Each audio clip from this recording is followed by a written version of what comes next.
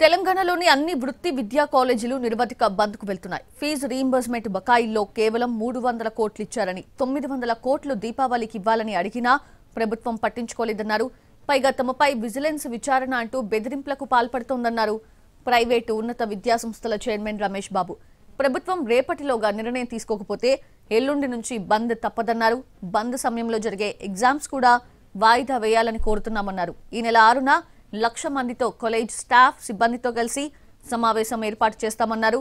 అలాగే ఈ నెల 10 లేదా 11న 10 లక్షల మంది విద్యార్థులతో భారీ బహిరంగ సభ కూడా పెడుతున్నామన్నారు.